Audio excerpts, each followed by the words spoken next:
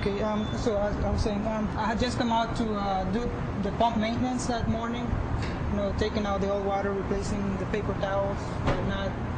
I had my cart over here, and when I heard the loud engine sound, we normally get flybys from the airplanes, but it was louder than that. So I started looking where it was coming from. So just looking around, and I saw the airplane come down here over the tree.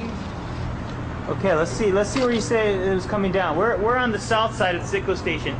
Robert says he saw it come down over here on the north side. Is that right, Robert? That's correct. It was to my. I saw it just come right over the top of that tree there, next to the corner of the canopy. Next to the corner of the canopy. So it came between those two trees? Yes, that's what I recollect. Okay. It seemed to be very, very low to the ground. I thought it was going to hit the floor, the street here, the ramp. But so I ran out here to this mound to see if I could see what was going to happen. Okay, then let me go quickly to someone named Don Wright, who saw the plane crash into the Pentagon. Don, are you there in Washington? Yes, I am. Can you tell us what happened? Yes, it was about 9:35, and I was looking out our 12th floor windows at 1600 Wilson Boulevard in Roswell, Virginia, and I watched this. It looked like a commuter plane, two-engine, come down from the south, real low, proceed right on, and crashed right into the Pentagon. Went directly into the Pentagon? That is correct. Looked like a deliberate act? A deliberate act, sir. And can you tell me what direction it came from, Don? It came from the south. Okay, Sergeant Brooks, so this is exactly where you were standing on when you got out of the car. Right. After you saw the plane coming, when you were pulling over here. Right. After a couple minutes passed, you were standing over here, and you witnessed at this point the plane fly over the station. Right. And move on towards the Pentagon. Right. Okay, now, yeah, go ahead. Well, first I wanted to ask you, what side of the station did you see the plane fly over? Okay, actually, from the front of the station. Exactly where we were at earlier, where the yellow Jersey barrier. Okay, was it more on the, when we're facing the station, more on the north side or to the left? No, it was more to the left. More to the left, okay. And was the plane, the entire plane to the left of the station, or maybe portion of it over the canopy of the station? No, it was more towards the left. It was the entire plane was to the left station, the wing and everything. Correct. Okay, and how high over the station was it? I tell you, it was pretty low. I always tell people it's almost like if you had a penny, you could almost just throw it up. It really seemed close, but directly see where the telephone pole is?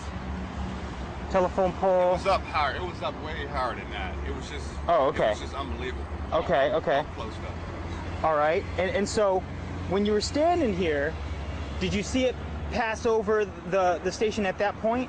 Correct. Okay. During this point right here, we were able to see everything. Right. When that plane came descending across here. Okay, so it came from up over here. Correct. See where the trees are at? Yeah. Where the trees are at? And it was descending. Right. It was descending. By then it had already been descending. Okay, it was basically doing a straight line. It was a straight line towards the Pentagon. By Sure. then it was actually en route, and it was a straight line. So you just jumped out of your car and were just to watch it fly over the station? Yeah, we were basically, by then we were calling on the radio. We were saying, dispatch, there's a plane headed towards the Pentagon. There's a plane headed towards the Pentagon. Mm-hmm. But by then I wasn't able to go through. I wasn't able to transmit.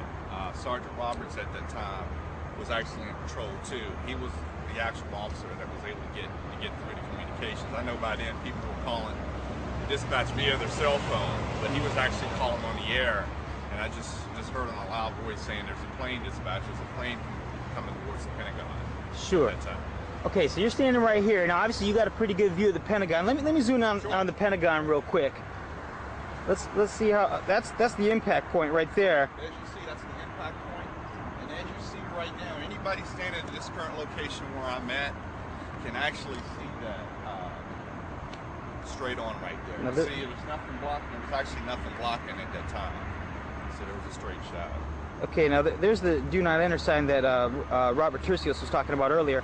Okay, so when you're standing right here, come back in the field of vision for me, Sergeant Brooks, if you would. Thank you. Now, when you're standing right here looking towards the Pentagon, and you saw the plane in a rapid descent after it passed the station on the north side of the Sitco station, what did you see? Okay, what I seen then was the plane going directly in front of the building. And what seemed to be a quick second, we just seen a boom, and everything just, a great ball of fire just goes straight up in the air. And it's just right on the impact, just a great ball of fire. Were you able to literally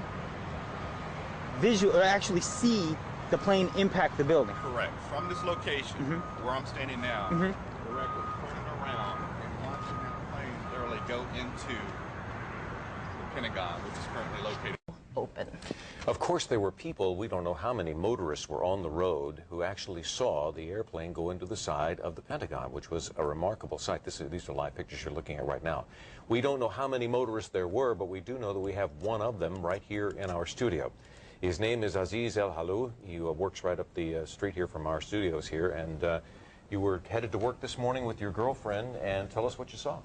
Yes, sir. Just around 9:08, 9:15, just here in 110 South, actually north.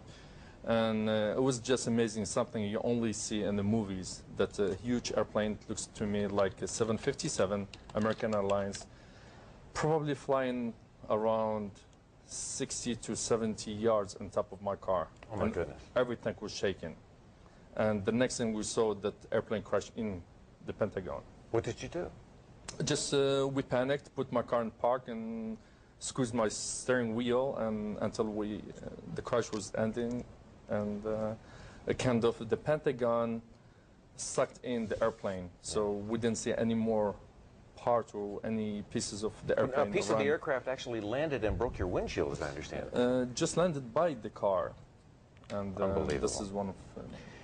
Now, Aziz, in this situation that took place today, what did the other motorists do? I mean, did everybody stop their cars and get out? Everybody stopped and got out from them car, and they started running left or right, and we had big panic at that time. See this again? This is it's almost macabre to have a piece of something like that in your hands, something that is a part of such a national, international, world tragedy that took place on this day. And you and so many other motorists saw this thing happen today and were powerless to stop it, and you stopped your car and just stared, I guess. And I would say that's only something you see only in the movies or Hollywood. It was, I cannot still believe my eyes that I saw something happen today. You said you were nervous to do this interview, and it strikes me that you are probably still stunned and in shock from what you saw earlier today. Yeah, I'm trying.